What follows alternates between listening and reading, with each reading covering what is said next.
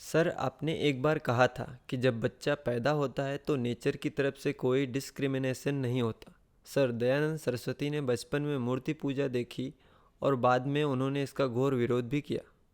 लेकिन क्या कारण है कि आज की युवा पीढ़ी को जब जातिवाद और अंधविश्वास के बारे में बताया या सिखाया जाता है तो वह अपना दिमाग नहीं लगा पाते और सुनी हुई बातों में आ जाते हैं? क्या इसमें नेचर की तरफ से कोई एरर हुआ है, या आजकल के यंगस्टर्स ओवर इंटेलिजेंट है, या फिर बाकी लोग जो कंफ्यूज कर रहे हैं वो ज़्यादा पावरफुल है? प्लीज़ मेरे इस सवाल का जवाब दीजिए। आपका ऑब्जर्वेशन भी अच्छा है और इंटेलिजेंस भी अच्छी है। वाकई ये बड़ी दुखद परिस्थिति है। दुनिया में भय और लोभ बिकते हैं और आदमी भय और लोभ से ही दौड़ता है। सो उसे कितना भी कर्म कांड, क्रिया कांड या नकली धार्मिकता से दौड़ाओ, वो वापस वहीं के वहीं आ जाता है, आश्रय आश्वासन में फंस जाता है। क्यों? और खास करके आजकल के युवा ने कमाल कर दिया है। वो तो जिसे देखो बस धागा, अंगूठी, आश्रय, आश्वासन, रातों रात चमत्कार हो जाए। वो क्यों चाहता है चमत्कार? क्योंकि वो खुद कुछ नहीं कर पा रहा है। एक चीज बड़ी सीधी और साफ है, कृष्ण, क्राइस्ट, बुद्ध, कबीर, इनमें कहीं भी ईश्वर पूजा पाठ नहीं है। सीधे सीधे मन के नियम है। मनुष्य को अपना दृष्टा जगाना है, कर्तापन छोड़ना है, और वो महान से महानतम हो जाएगा। ये बड़ा ही सीधा और सिंपल ज्ञान है। अब इस ज्ञान पे दुकान नहीं चल सकती, इस ज्ञान पे बड़े बड़े मंदिर, मस्जिद, चर्च नहीं बन सकते, इस ज्ञान पे संप्रदायों को खड़ा नहीं किया जा सकता। वो तो तभी किया जा सकता है जब भय और लोभ बेचना हो, और भय और लोभ बेच रहे हैं। और आजकल का युवा इतना महत्वाकांक्षी है, इतना कुछ करना चाहता है, इतना बड़ा बनना चाहता है कि खुद ही डर जाता है और फिर सोचता है कि अपने में प्रतिभा है नहीं, बात बन नहीं रही है, कोई अंगूठी, कोई धागा, कोई मंदिर, कोई मंत्र, इसलिए वो अंधविश्वास से उठ नहीं पाता है। मैं भी देख के परेशान हूं। ऐसी खराब हालत तो पिछले 50-100 साल में कभी नहीं थी जो आज हो गई है, जबकि आज हम वैज्ञानिक युग में जी रहे हैं। कायदे से भारत के युवा की सोच आज वैज्ञानिक होनी थी, वो अंधविश्वासी हो गई इस अंधी महत्वाकांक्षा की दौड़ के कारण। और जिसमें महत्वाकांक्षा होगी वो डरेगा, जो डरेगा वो आश्रय, आश्वासन, अंधविश्वासों में मानेगा, लेकिन उसका जीवन बर्बाद हो जाएगा।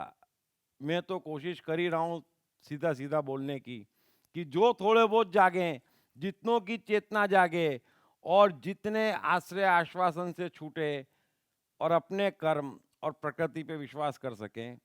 बाकी आप जैसे लोग भी हैं, तो हो सकता है ज़्यादा लोग जागें और आज का युवा इन चक्करों से निकल के असली कर्म में लगे। Thank you very much. Krishna, मन और जीवन के मास्टर।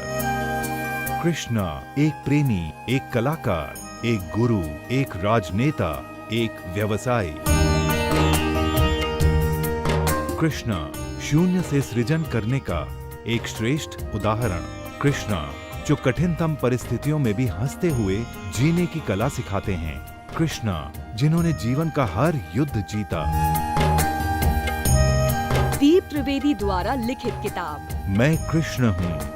ये किताब कृष्ण के संपूर्ण जीवन पर रिसर्च करने के बाद कुछ इस साइकोलॉजिकल अंदाज में सिलसिलेवार रूप से लिखी गई है कि जिसे पढ़ते पढ़ते आपका जीवन भी बदलता चला जाएगा।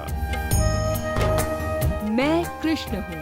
ये किताब अंग्रेजी, हिंदी, मराठी तथा गुजराती में एक साथ atmanestore.com, साथ ही सभी प्रमुख ई-कॉमर्स साइट्स पर भी उपलब्ध है। दीप त्रिवेदी की मनुष्य के जीवन और उसकी साइकोलॉजी पर एक गहरी पकड़ है। मनुष्य जीवन के विभिन्न पहलुओं पर सर्वाधिक चर्चा करने का रिकॉर्ड भी उन्हीं के नाम पर है। मनुष्य जीवन का ऐसा कोई पहलू नहीं जिस पर उन्होंने खुलकर चर्चा ना की हो,